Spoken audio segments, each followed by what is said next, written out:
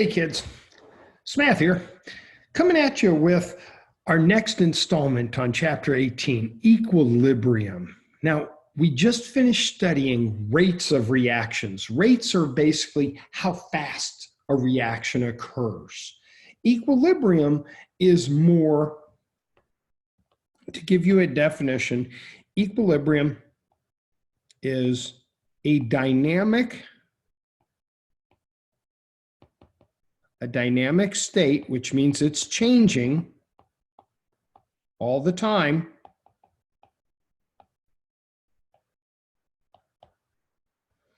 between products and reactants.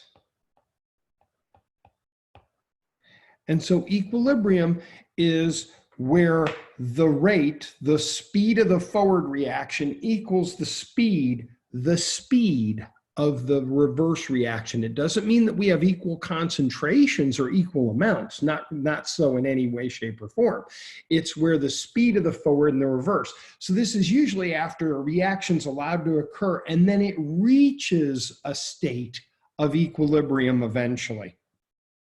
So equilibrium is how far a reaction has progressed from reactant to product. It's how far it occurs, whether it's going left, going right, whichever direction it's going. Now, in order to understand and swallow this pill of equilibrium, we have to have a couple of ground rules. The first one is reversible reactions. We're going to assume at this point now that most chemical reactions are reversible, that they're going to occur in both directions, both forward and backward. In reality, most reactions do occur that way. Some reactions, combustion reactions, those are very unidirectional, monodirectional. They go one way. But most chemical reactions, they're going to go in two directions. And so we have to represent this with a special arrow. The first reaction is the forward arrow to the right. The second reaction is the reverse reaction with the arrow coming backwards. So we have a forward reaction, we have a reverse reaction. We could show this a couple of different ways as well. We could also come up with a double arrow like that, or my fave, that's just a single-headed bidirectional arrow. Doesn't matter, as long as we understand these reactions are going forwards and backwards for us in both directions. Here's when equilibrium occurs. This is what I was just describing. This is going to occur when the forward and the reverse reactions are at the same rate. We just got to really highlight that and say, kids, it's the rate. It's not the amount. It is the speed at which it's occurring. All right, the amount of products stays constant, it stays stable. Now, from that, we get an equilibrium position. So what these two graphs are showing is this is our reaction from up above. We really can't see it very well, so let me write it down below here where we have two SO2s plus an O2 are going to form two SO3s. And so if we look at concentration versus time, the amount of SO3 at the very beginning is none. It's a product. We didn't make any yet. We started out with a certain amount of O2, which looks like 1, 2, and we started out with 3, 4. We start out with twice as much SO2. Okay, there's a 2 in front of the SO2, so we have twice as much. That's what we need stoichiometrically, okay? And then our O2 is existing at 1. The greater the coefficient, the sharper that slope is going to be, okay? But these are going to decrease in concentration. How come? They're reactants. They're being used up. What's happening to the SO3? We started out with none, and what are we doing? We're making it. We're producing SO3 at a certain amount of time. Okay, we're going to have, it's right about here,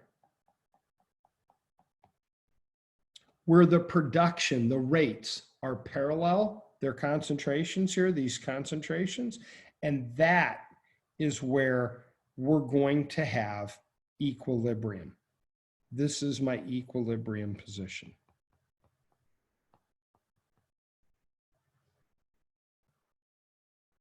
Okay, the reverse reaction would be over here. This is the reverse. And now we're starting out with SO3. It's going to decrease to a certain amount. The SO2 and the O2 are going to be produced to a certain amount. And once these lines reach a stable state, right about there is where equilibrium. The lines are parallel. That tells me that they're going back and forth at the same rate. Now, I've got a few other points to make here. All reactions theoretically are reversible to some extent. But when one reactant is completely used up, then it's gone. It's irreversible. That's my combustion reaction. Take a little bit of acetone, pour it on the table, light it on fire. When the acetone's used up, that's it, it's done. It's an irreversible reaction. Also, when you mix chemicals, okay, and do not get a reaction, there's no reaction. We don't say we're at equilibrium, we just say there's no reaction. And what do catalysts do to it? Absolutely nothing. That there is no additional product here. So what it does is the catalysts speed it up. They change the rate, but they do nothing to make the equilibrium. They don't shift it. They just make it go faster. What does affect the equilibrium? Well, I'm glad you asked there. A couple of different things. And these are factors that are going to affect. There are a lot of them. We're going to focus on these three. Concentration, temperature, and pressure. When you change a factor, it's going to shift the equilibrium until a new one has been produced. And so there was a guy named Henri Le Chatelier. Yeah, he was French. He worked on these things in the early 1900s. And he came up with Le Chatelier's principle that says that when stress is applied to a system in equilibrium, the system is going to change to alleviate that stress. Well, what are the stresses? These guys over here that we just outlined, these three things are stresses that we apply to a system. And so when a stress is applied, it's going to shift. What do we mean? Well, if we look at concentration, if we add more reactant, that's going to push the reaction to the right. It's going to produce more product, okay? Conversely, if we remove reactants, that brings the reaction backwards. Another way of thinking about that is if we remove a product, that's a way of tricking the reaction in. And so the equilibrium is going to shift to the right and make more products. I know you guys miss my stories and my analogies, so here you go. Concentration analogy. This one is the hen and the egg. So hens lay eggs. What do the farmers do? The farmers come around and they take the egg. What does the hen do? The hen produces more eggs. That's just the same as concentration. Remove the product and the reaction will shift to produce more, okay? That's a great way of increasing your yield. Easiest thing you can do to increase the yield in a chemical reaction. What about temperature? Well, increasing the temperature can shift it depending on which side it's on.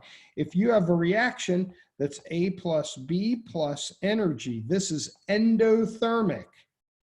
then in this case,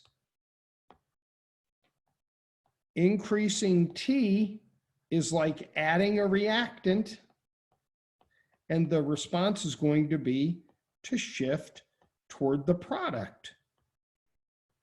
And if it's exothermic, where you have A plus B makes something plus energy, now increasing the T is going to add a product, and it's going to shift to the reactant. So temperature is another great way of changing things and getting a shift. And last but not leastly is pressure. Pressure has good effects on things, but only on gases. So if you don't have gases, don't worry about it. But if you do, increasing the pressure will favor the side that has less numbers of gas particles. So increasing the pressure favors less particles, and decreasing the pressure favors more particles. Now, these particles have to be gas. If they're not gas, it's not going to work at all. So in this case, I have 2 particles, I have 1 particle, I have 3 particles over here, 2 particles over here. And if we increase the pressure, that's going to favor the products, meaning we're going to make more SO3.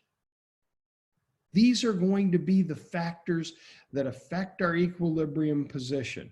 So what we've done in this video is talked about equilibrium, what it is, factors that affect it, and in next video, we're going to talk about how do we calculate what that equilibrium is. I'm Smath. I hope this video helped you.